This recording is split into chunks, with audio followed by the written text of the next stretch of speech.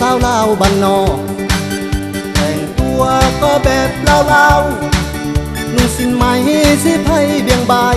ผมยาวเพียงไหลกะบาดใจหนักหนาน้องสาวมีแฟนแล้วบ่อายขอได้บ่คนดีแต่งตัวก็แบบสวยดีผู้ห่างเซ็กซี่ก็สวยขาดปากตาปีนี้บุญออกพรรษาอายจะมาสงกรานต์บ้านนามากินเหล้าสร้างสรรค์เฮฮามาเต้นซัมซาดิสโก้บ้านเฮาโอ้แดดล้ำเสียจริงน้องพี่ละโอเสียโนคนดีผู้ห่างสูงขาวยาวดีผู้ห่างอย่างนี้ก็สวยขาดบาดใจโอ้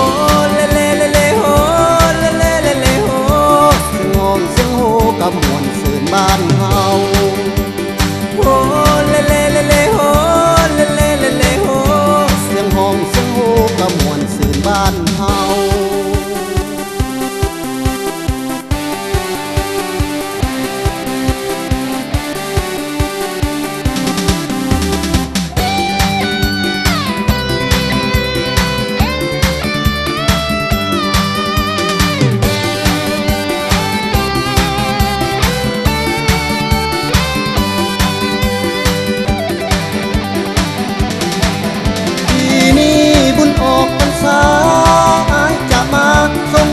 บ้านนามากินเหล้าสร้างสรรค์เฮฮามาเต้นซัมซาดิสโก้บ้านเฮาโอ้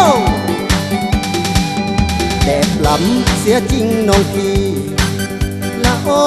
เสียโนคนดีผู้ห่างสูงขาวยาวดีผู้ห่างอย่างนี้ก็สวยขาดบาดใจโอ้เลเล